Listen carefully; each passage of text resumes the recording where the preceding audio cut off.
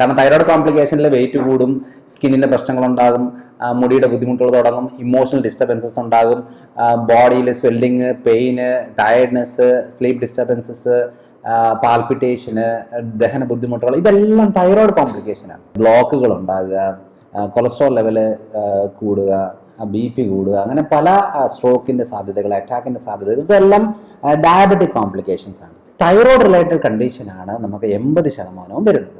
ഇവിടെ വന്നത് നമ്മുടെ കൺസൾട്ടേഷൻ റൂമിൽ വന്ന് ഇരുന്ന് സംസാരിക്കുമ്പോൾ ഞങ്ങൾ ഡോക്ടേഴ്സ് എന്ത് പറയുന്നു അത് നമ്മളിപ്പോൾ ഓപ്പണായിട്ട് ഈ വീഡിയോയിലൂടെ പറയുകയാണ്. അപ്പം ഈ വീഡിയോ കാണുന്ന തൈറോയ്ഡ് റിലേറ്റഡ് ആയിട്ടുള്ള ബുദ്ധിമുട്ടുള്ളവർ, തൈറോയ്ഡ് റിലേറ്റഡ് എന്ന് പറയുമ്പോൾ വേറൊരു കാര്യം കൂടെ.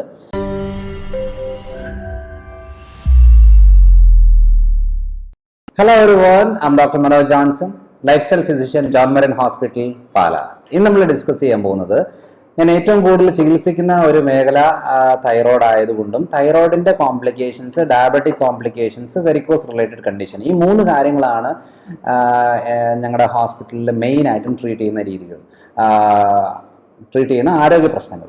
അപ്പോൾ ഈ ആരോഗ്യ പ്രശ്നങ്ങളിൽ സത്യം പറഞ്ഞാൽ ഭൂരിഭാഗം പ്രശ്നങ്ങൾ വന്നു. വെയിറ്റ് കൂടും, കാരണം തൈറോയ്ഡ് കോംപ്ലിക്കേഷനിൽ വെയിറ്റ് കൂടും, സ്കിന്നിൻ്റെ പ്രശ്നങ്ങളുണ്ടാകും, മുടിയുടെ ബുദ്ധിമുട്ടുകൾ തുടങ്ങും, ഇമോഷണൽ ഡിസ്റ്റർബൻസസ് ഉണ്ടാകും, ബോഡിയിൽ swelling, pain, tiredness, sleep disturbances, പാൽപിറ്റേഷന്, ദഹന ബുദ്ധിമുട്ടുകൾ, ഇതെല്ലാം തൈറോയ്ഡ് കോംപ്ലിക്കേഷനാണ്. അതേപോലെ ഡയബറ്റിക് കോംപ്ലിക്കേഷൻസ് എന്ന് പറയുന്നത് കാലിൽ രോമം പൊഴിയുക, അതേപോലെ കാലിന് കളർ മാറുക, മരവിപ്പ്, പുകച്ചിലുണ്ടാകുക, ഉദാഹരണ പ്രശ്നങ്ങൾ ഉണ്ടാകുക, കാഴ്ചയ്ക്ക് മങ്ങലുണ്ടാകുക, ഷോൾഡർ സ്റ്റിഫ്നെസ് ഉണ്ടാകുക, അതേപോലെ ബ്ലോക്കുകൾ ഉണ്ടാകുക, കൊളസ്ട്രോൾ ലെവല് കൂടുക, BP കൂടുക, അങ്ങനെ പല സ്ട്രോക്കിൻ്റെ സാധ്യതകൾ, അറ്റാക്കിൻ്റെ സാധ്യതകൾ, ഇതെല്ലാം ഡയബറ്റിക് കോംപ്ലിക്കേഷൻസ് ആണ്. അതേപോലെ വെരിക്കോസ് റിലേറ്റഡ് കണ്ടീഷനിൽ ഞങ്ങൾ ഏറ്റവും കൂടുതൽ ചികിത്സിക്കുന്ന രീതി എന്ന് പറയുന്നത് വെരിക്കോസ് വ്രണങ്ങളാണ്.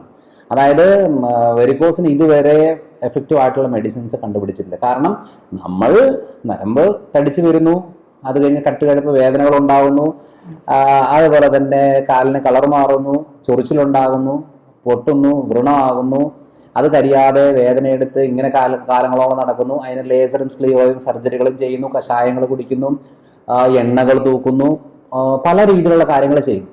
അപ്പം ഇതൊക്കെയാണ് വെരിക്കോസിൽ പോകുന്നത്. അപ്പം നമ്മൾ എന്ത് ചെയ്തു എന്ന് പറഞ്ഞാലും ഒരു 80% ആൾക്കാരുടെ ഈ പ്രശ്നം മാറത്തില്ല എന്നുള്ളതാണ്. അപ്പം ഈ മാറാത്ത കണ്ടീഷന് മാത്രമാണ് നമ്മൾ ഏറ്റവും കൂടുതൽ ചികിത്സ ചെയ്യുന്നത്. ഇതിനകത്ത് തൈറോയ്ഡ് റിലേറ്റഡ് കണ്ടീഷനാണ് നമുക്ക് 80% വരുന്നത്. ഈ 80% വരുന്നതിനകത്ത് ഞങ്ങൾ തന്നെ നടത്തിയ ഒരു റിസർച്ചാണ് ഞാനിപ്പം ഈ പറയുന്നത്. കാരണം ഇത് മെഡിക്കൽ ടെക്സ്റ്റിൽ പഠിപ്പിക്കുന്നില്ല. മെഡിക്കൽ ടെക്സ്റ്റിൽ ഒരു കാരണവശാലും ഈ തൈറോയ്ഡ് റിലേറ്റഡ് കണ്ടീഷന് ഗ്ലൂട്ടൻ പാടില്ല എന്നുള്ളത് പറയുന്നില്ല. അപ്പോൾ അങ്ങനെ വരുമ്പോൾ നമ്മൾ സ്ഥിരമായിട്ട് ഇതിനെ മരുന്നെടുക്കുകയും അതിൻ്റെ ഭാഗമായിട്ട് TSH നോർമൽ ആകുകയും പക്ഷെ പ്രശ്നങ്ങൾ ഒരിക്കലും മാറാത്ത കണ്ടീഷൻ വരുന്നതിൻ്റെ മെയിൻ കാര്യം എന്ന് പറയുന്നത് നമ്മളെ ഡയറ്ററി മോഡിഫിക്കേഷൻസ് വരാത്തത് കൊണ്ട് മാത്രമാണ്. സോ നമ്മളുടെ രീതി അനുസരിച്ച് നമ്മൾ ഈ ഡയറ്ററി മോഡിഫിക്കേഷൻസ് വരുത്തി അതിന് പ്രോപ്പറായിട്ടുള്ള മെഡിസിൻസും സപ്ലിമെൻറ്റ്സ് കോമ്പിനേഷൻ കൊടുത്ത് ചെറിയ രീതിയിലുള്ള ലൈഫ് സ്റ്റൈൽ മോഡിഫിക്കേഷൻ വരുത്തുമ്പോഴത്തേനും അവർ തൈറോയ്ഡ് മെഡിസിൻ എടുക്കുന്നവർക്കും ഈ നമുക്ക് ഈ പറയുന്ന മെച്ചങ്ങൾ കിട്ടും. അപ്പോൾ ഇവിടെ വന്നത് നമ്മുടെ കൺസൾട്ടേഷൻ റൂമിൽ വന്ന് ഇരുന്ന് സംസാരിക്കുമ്പോൾ ഞങ്ങൾ ഡോക്ടേഴ്സ് എന്ത് പറയുന്നു അത് നമ്മളിപ്പോൾ ഓപ്പണായിട്ട് ഈ വീഡിയോയിലൂടെ പറയുകയാണ്. അപ്പം ഈ വീഡിയോ കാണുന്ന തൈറോയ്ഡ് റിലേറ്റഡ് ആയിട്ടുള്ള ബുദ്ധിമുട്ടുള്ളവർ, തൈറോയ്ഡ് റിലേറ്റഡ് എന്ന് പറയുമ്പോൾ വേറൊരു കാര്യം കൂടെ. ഈ തൈറോയിഡിന്റെ പ്രത്യേകത എന്ന് വെച്ചാൽ ഇവിടെ വരുന്ന ഭൂരിഭാഗം ആൾക്കാരിൽ കണ്ടേക്കുന്നത്, അതായത് തൈറോയ്ഡ് ഉള്ള കാര്യം അവർക്കറിയില്ല. അതായത് 100 പേര് വന്നു കഴിഞ്ഞാൽ 40 പേർക്ക് അറിയാം അവർക്ക് തൈറോയ്ഡ് പ്രശ്നമുണ്ടെന്ന്, 60 പേർക്ക് അവർക്ക് തൈറോയ്ഡ് പ്രശ്നം ഉണ്ടെന്നുള്ളത് അറിയില്ല. അപ്പം നമ്മൾ പലപ്പോഴും പറയാണ്, ഇപ്പം ആളുകൾ പറയാണ്, എനിക്ക് നന്നായിട്ട് മുടി കൊഴിയുന്നുണ്ട്, എനിക്കെപ്പോൾ നോക്കിയാലും കടക്കണമെന്നാണ് ആഗ്രഹം, ക്ഷീണമാണ്, എന്നാൽ കടന്ന ഒരു ഉപയോഗവും ഇല്ല, ഈ എവിടെയെങ്കിലും പിടിച്ച എല്ലാം വേദനകളാണ്, താരനുണ്ട്, എനിക്ക് ചെറിയ ചെറിയ കാര്യങ്ങളൊക്കെ ഞാൻ അരിശപ്പെടും, ദേഷ്യപ്പെടും, കുട്ടികളോട് വഴക്കുണ്ടാക്കും, എല്ലാം പ്രശ്നങ്ങൾ പറയുമ്പോൾ നമ്മൾ ആദ്യം പറഞ്ഞാൽ ഇത് തൈറോയ്ഡാണല്ലോ, തൈറോയ്ഡ് ചെക്ക് ചെയ്തോ, തൈറോയ്ഡ് ചെക്ക് ചെയ്തിട്ടുണ്ട്, കുഴപ്പമൊന്നുമില്ല. അപ്പം സത്യം പറഞ്ഞാൽ തൈറോയ്ഡിന്റെ ഒരു ടെസ്റ്റ് ചെയ്തിട്ട് കുഴപ്പമില്ല എന്നുണ്ടെങ്കിൽ അതിൻ്റെ അർത്ഥം തൈറോയ്ഡ് കുഴപ്പമില്ല എന്നുള്ളതല്ല. കാരണം നമ്മൾ തൈറോയ്ഡിന്റെ ഒരു പ്രശ്നമുണ്ടോ എന്നുള്ളത് നോക്കി, തൈറോയ്ഡിനുള്ള 5-8 പ്രശ്നങ്ങൾ വീണ്ടും കിടക്കുകയാണ്, അതിനുള്ള ടെസ്റ്റ് ചെയ്യുന്നില്ല, അതിനുള്ള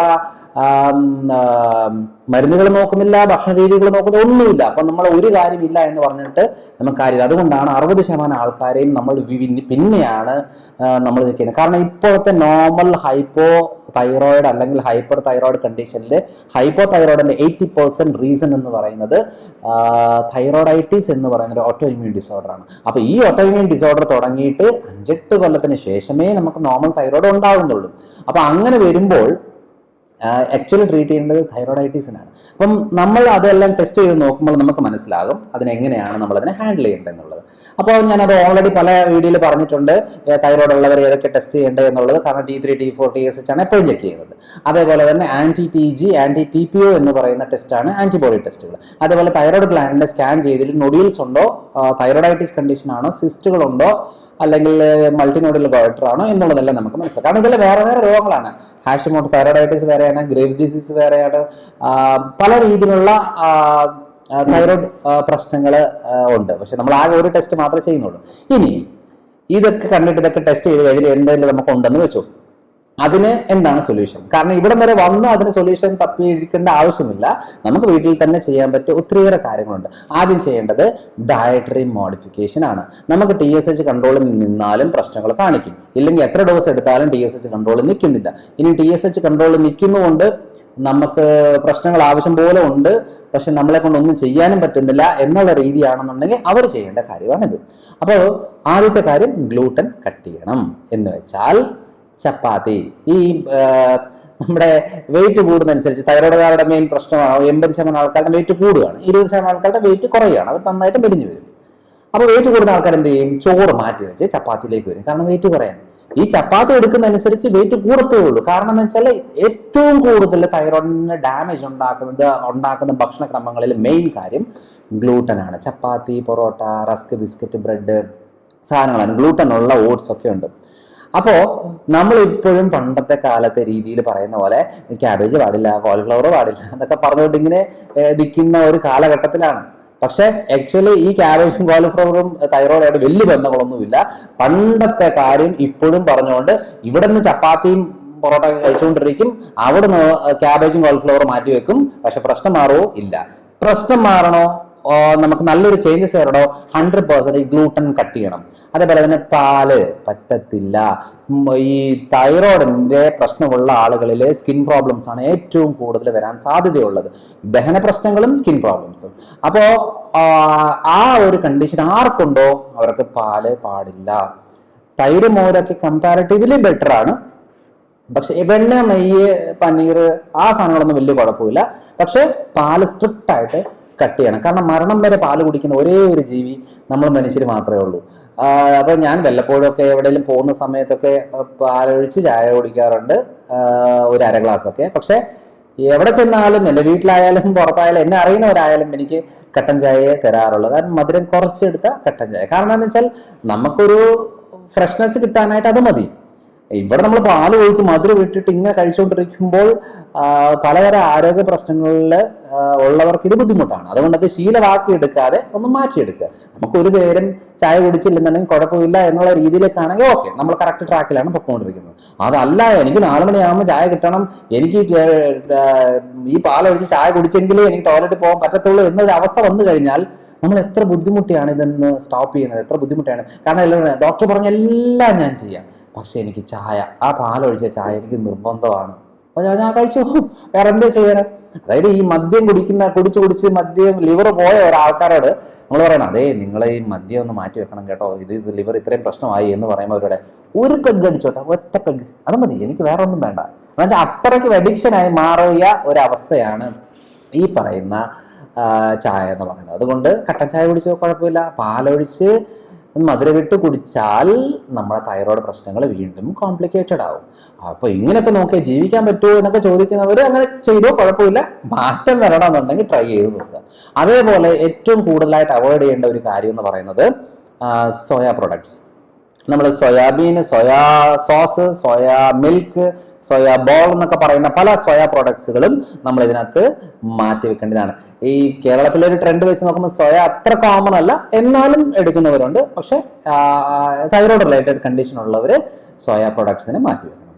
ഇനിയുള്ള പ്രധാനപ്പെട്ട ഒരു കാര്യം എന്ന് പറയുന്നത് നമ്മുടെ കപ്പ, നമ്മുടെ ഇടുക്കിക്കാരോട് നമ്മൾ വരുമ്പോൾ പറയാറുണ്ട്, അതെ നിങ്ങൾ കപ്പയൊന്നും കുറക്കണം. എല്ലാവരും അല്ല, ഗർഭാശയ മുഴകള്, പ്രമേഹം, അതേപോലെ തൈറോയ്ഡ് പ്രശ്ന ആളുകള്, ബ്ലോക്ക് ഉള്ളവര്, വെയിറ്റ് കൂടുതലുള്ളവർ, ഇങ്ങനെയുള്ളവരോട് നമ്മൾ പറയുന്നത് കപ്പ കുറയ്ക്കണം കേട്ടോ എന്ന് പറഞ്ഞത്. അപ്പം ഇടുക്കിയിലുള്ള അവർ വരുമ്പോൾ പറയും, അതെ ഡോക്ടറെ ഞങ്ങളുടെ പ്രധാന ഭക്ഷണമാണ് ഈ കപ്പ, ഈ കപ്പ ഞങ്ങൾ എങ്ങനെ മാറ്റി വെക്കും എന്ന് പറഞ്ഞു. അതായത് നമ്മൾ ജനിക്കുമ്പോഴേ കാണുന്നത് ഇതൊക്കെ തന്നെയാണ്, അപ്പനമ്മയും കഴിക്കുന്നത് ഇതൊക്കെ തന്നെയാണ്. അവരുടെ അപ്പനും അമ്മയും അവരുടെ അയലോക്കക്കാരും നാട്ടുകാരും എല്ലാവരും ഇങ്ങനെ ആയി വരുമ്പോൾ നമ്മൾ വിചാരിക്കുകയാണ്, അപ്പൊ ഇതാണ് നമ്മുടെ ഭക്ഷണം.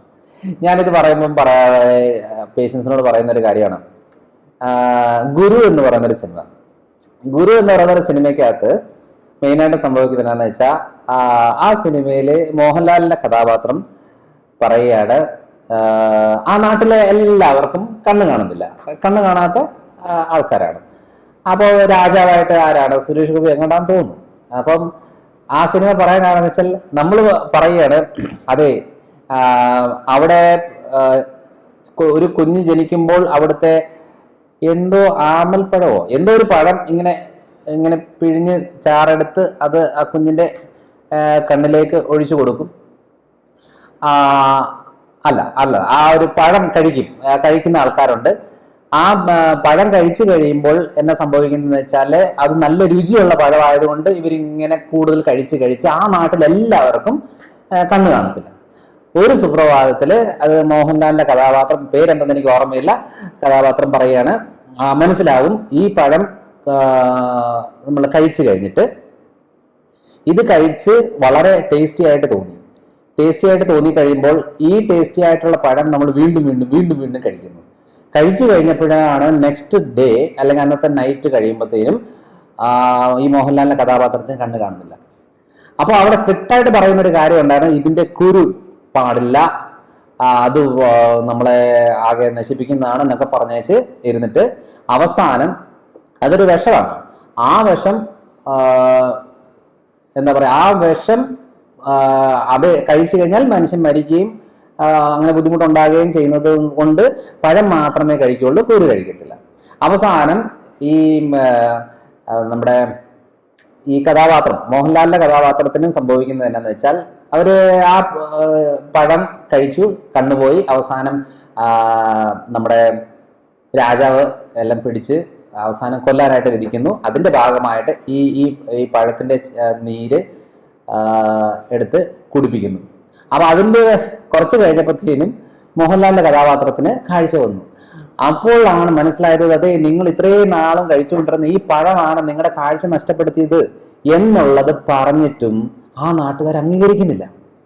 അവസാനം കുറച്ച് കുട്ടികൾ വന്നു, പിന്നെ അവരുടെ ഈ കുരുവെടുത്ത് വെച്ച് നീരെടുത്ത് അങ്ങനെ അവരുടെ കഴിക്കാൻ കൊടുക്കുകയും കണ്ണിലൊഴിക്കുക അങ്ങനെയൊക്കെ ചെയ്യുന്നത് കൊണ്ട് വീണ്ടും എല്ലാവർക്കും കണ്ണ് തിരിച്ചു വരുന്ന ഒരു കഥയാണ് ഗുരു എന്ന് പറഞ്ഞൊരു സിനിമയിലുള്ളത്. അതിന്റെ കഥ വേറെയാണ്, പക്ഷെ ഞാൻ ഇത് എടുത്തതിന്റെ കാര്യം വെച്ചാൽ, നമ്മുടെ നാട്ടിൽ ഇങ്ങനെ ഒരു കൾച്ചറാണ് കിടക്കുന്നത്. നമ്മൾ വിചാരിക്കുകയാണ് ഇതാണ് ശരി, ഇതാണ് കാര്യം. ഗ്ലൂട്ടൻ എന്ന് പറഞ്ഞാൽ എന്താന്ന് വീണ്ടും ചോദിക്കുന്ന ആളുകളാണ് നമ്മൾ. അപ്പോ ഇവിടെ നമ്മൾ ചോറും കപ്പയും കാര്യങ്ങളും തന്നെയാണ് നമ്മുടെ പ്രധാന ഭക്ഷണം, അത് മോശമല്ല. പക്ഷെ ഇത് തന്നെ നമ്മൾ റിപ്പീറ്റഡ് ആയിട്ട് അളവ് കൂടി 3 നേരവും 4 നേരവും ഒരേ കാര്യം തന്നെ കഴിച്ചുകൊണ്ടിരുന്നു കഴിഞ്ഞാൽ അതിന്റെ ഭാഗമായിട്ടാണ് ഈ മുഴകളും പ്രമേഹവും തൈറോയ്ഡ് പ്രശ്നങ്ങളും.